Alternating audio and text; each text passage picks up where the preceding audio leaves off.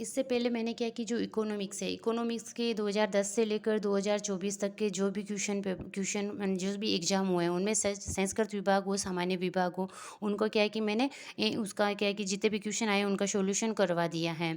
और आज मैं क्या कर रही हूँ, जो है ना ये अपने दर्शन शास्त्र हैं, दर्शन शास्त्र है उसके क्या है कि 2010 से लेकर 2024 तक के जो भी पेपर हुए हैं, उन पेपर है उनमें से क्या है कि कौन कौन से क्वेश्चन आए, उन क्वेश्चनों का क्या है कि आपको यहाँ सॉल्यूशन करवाने वाली हूँ। क्योंकि अगर सितंबर में जो पेपर हो रहा है तो पहले अपन को ये भी देखना होता है कि जो पेपर का पैटर्न क्या होता है। तो अगर अपन को क्या है कि इन पेपरों में से कम अगर 10 साल के पेपर है उसमें से 10 नहीं 12 साल के जो 15 साल उनमें से अगर 10 पेपर हुए तो 10 पेपर में से अगर 5 भी क्वेश्चन अपन को मिलते हैं, क्योंकि 18 क्वेश्चन या 19 क्वेश्चन आते हैं, इनका टारगेट यही कि 18 क्वेश्चन आता है क्या, 19 क्वेश्चन होते हैं। तो 10 पेपर हुए हैं तो उसमें कितने क्वेश्चन हो गए अपने 180। एक 18 के होता है तो 180 और 19 क्वेश्चन आता है तो 190 क्वेश्चन होते हैं। 190 क्वेश्चन है अगर आपको पढ़ना है एकदम सरासरी पढ़ते हैं तो अपन उसको क्या है कि कम से कम 10 साल के क्वेश्चन पढ़ने में कितना मैक्सिमम मैक्सिमम आधा घंटा लगता है। आधे घंटे में अपन क्या है कि सारे क्वेश्चन को उनको पढ़ लेते हैं। एक स्थान पे अपन अगर एक सब्जेक्ट का अपन को एक स्थान पे मिले और तो अपन को पता भी चल जाता है कि इसमें जो पैटर्न है वो क्या है, क्वेश्चन कहाँ से आ रहे हैं, कहाँ से घुमा के और उस क्वेश्चन को पूछा जा रहा है। तो 2010 है उसके अंतर्गत क्या है कि भारतीय दार्शनिक परंपरा में उल्लेखित आस्तिक शब्द से क्या आशय, आस्तिक शब्द से आशय वेदों की प्रामाणिकता का स्वीकार करना। वेदों में निम्न में से किसे सर्वश्रेष्ठ कर्म माना गया, जो यज्ञ है उसको क्या है कि सर्वश्रेष्ठ कर्म माना गया है। उपनिषदों में निम्न में से किस आत्मा को क्या है कि सर्वोच्च अवस्था माना गया है, तुरीय अवस्था है उसको क्या है कि सर्वोच्च अवस्था माना गया है। अवस्थाएं क्या 4 प्रकार की होती है, जागृत अवस्था, स्वप्न अवस्था, सुसुप्त अवस्था, तुरीय अवस्था। जागृत अवस्था उसमें वैश्वानर है, स्वप्न में तेजस है और सुसुप्त अवस्था में प्रज्ञा है और तुरीय अवस्था है उसको ब्रह्मा, और इसको क्या है कि सर्वश्रेष्ठ अवस्था माना गया है। जैन दर्शन के अनुसार सत का लक्षण क्या है, जो उत्पन्न होता है, जिसका क्षय होता है और जो नित्य होता है।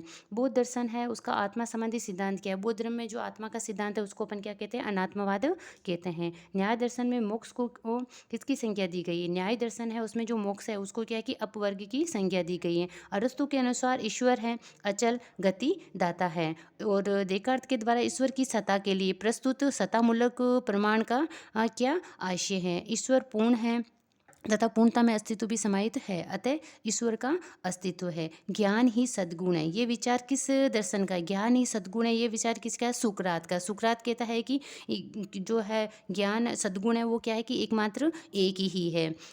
और फिर है प्लेटो, प्लेटो क्या है कि न्याय ही सद्गुण है। प्लेटो क्या मानता है, न्याय ही सद्गुण है, और जो सुकरात मानता है ज्ञान ही क्या है, सद्गुण है। सभी ज्ञान प्रत्ययजन्य है। अधिकतम लोगों के लिए अधिकतम सुख के सिद्धांत का प्रतिपादन किसने किया था, बेंथम ने किया था। क्या कि अधिकतम लोगों के लिए अधिकतम सुख का। गीता में वर्णित निष्काम कर्म के संदर्भ में निम्न में से क्या अनिवार्य, कर्म को क्या है कि परिणाम निरपेक्ष होना चाहिए, व्यक्ति को सभी प्रकार की कामनाओं से रहित होकर कर्म करना चाहिए, कर्म अनासक्त भाव से किया जाना चाहिए। फिर है पुरुषार्थ व्यवस्था है उसमें से निम्न में से किस पुरुषार्थ को क्या है कि पुरुषार्थ के रूप में मान्यता दी गई है, धर्म अर्थ और काम, इन तीन को क्या है कि पुरुषार्थ के रूप में मान्यता दी गई है। और मोक्ष है वो क्या है कि साध्य पुरुषार्थ के रूप में, ये तीन तो साधन है, धर्म अर्थ और काम, ये तो तीन साधन है, और जिसको साध्य है मतलब जिसको अपन प्राप्त करना चाहते हैं वो क्या है, मोक्ष। जैन दर्शन के अनुसार अणुव्रत का आशय क्या है, गृहस्थों के लिए आचरण के नियम। जैन दर्शन में पूर्ण संचित कर्मों को हटाने की प्रक्रिया क्या कहलाती है, पूर्ण जो संचित कर्म है उनको हटाने की क्रिया निर्जरा कहलाती है। गांधी जी के अनुसार इनमें में से कौन सा कथन सही है, जैसे गांधी जी है उनमें में से शुभ साध्य साधन के औचित्य को पवित्र नहीं बना सकता है, ये किसका, गांधी जी का कथन सत्य है। फिर है 2010 के अंतर्गत तो ये क्वेश्चन आए। अब 2011 है, उपनिषदों को क्या है कि वेदांत इसलिए कहा जाता है क्योंकि ये वेदों के अंतिम भाग है, इसमें गंभीर तात्विक विवेचन हुआ है। अष्टांगिक मार्ग के 3 चरण कौन से, प्रज्ञा, शील और समाधि है।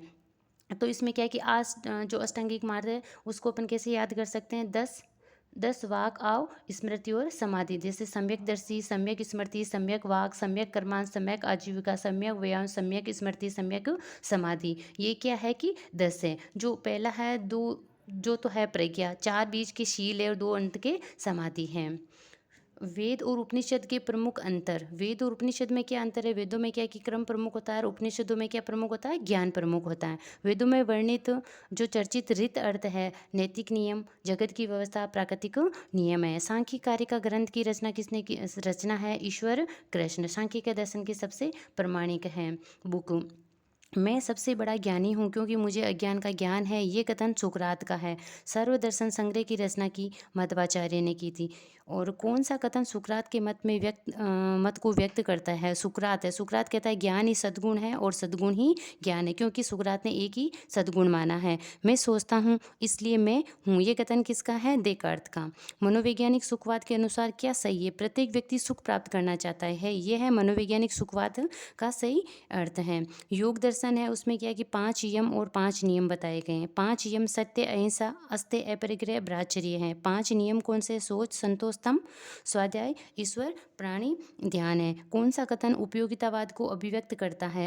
उपयोगितावाद। उपयोगितावाद क्या कहता है कि अधिकतम लोगों का अधिकतम सुख होना चाहिए। संकल्प स्वतंत्रता है का अर्थ है नैतिक क्रमबोध एवं स्वतः आदेश। कौन सा विचार कांट की नैतिकता में पूर्ण मान्यताओं में सम्मिलित है? जैसे उसमें है कि संकल्प की स्वतंत्रता दी गई है, क्या कि संकल्प की स्वतंत्रता होनी चाहिए और आत्मा है उसकी अमरता होनी चाहिए और ईश्वर का अस्तित्व भी होना चाहिए।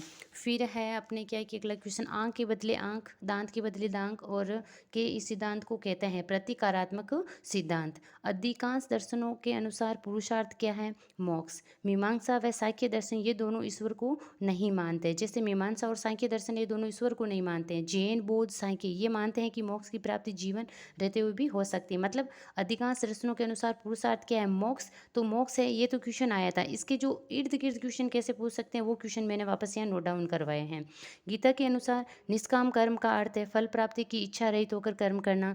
जैन दर्शन में कसाय में है जो लोभ, मोह और क्रोध है। जो आश्रम है, आश्रम धाम का अर्थ है आयु वर्ग के अनुसार कर्तव्यों का पालन करना। जो आश्रम कितने होते हैं? 4 आश्रम होते हैं, ब्रह्मचर्य, गृहस्थ, वानप्रस्थ, संन्यास। क्या है कि 25-25 वर्ष का होता है। बुद्ध के 4 आर्य सत्य कौन से? दुख की सार्वभौमिकता, दुख के कारण, दुख के निवारण के उपाय। ये क्या है कि उसकी सी 4 आर्य सत्य हैं। दुख समुदय, दुख निवारण प्राप्ति के उपाय। साध्य और साधन के बारे में गांधी जी का मत है दोनों शुभ होने चाहिए। और उन्होंने कहा है कि साध्य से ज़्यादा साधन शुभ होना चाहिए। अगर साधन शुभ है तो क्या है कि साध्य अपना आप ही शुभ हो जाएगा, लेकिन साध्य कितना ही शुभ हो उसके लिए जो अपनाए गए साधन शुभ नहीं है तो वो क्या है कि साध्य शुभ नहीं होगा। इस प्रकार अपन ने क्या है कि 2 सालों के क्वेश्चन 2010 और 2011, मतलब संस्कृत विभाग का जो क्वेश्चन पेपर हुआ वो और सामान्य विभाग का क्वेश्चन पेपर हुआ वो, उन दोनों को क्या है कि मैंने यहाँ हल करवा दिया। फिर है 13 है, 14 है, ऐसे करके 2-2 क्वेश्चन पेपर को करके 3 दिन के अंतर्गत मैं क्या है कि जो ये है दर्शन शास्त्र के कंप्लीट क्वेश्चन को आपके सामने नोट डाउन करवा दूंगी।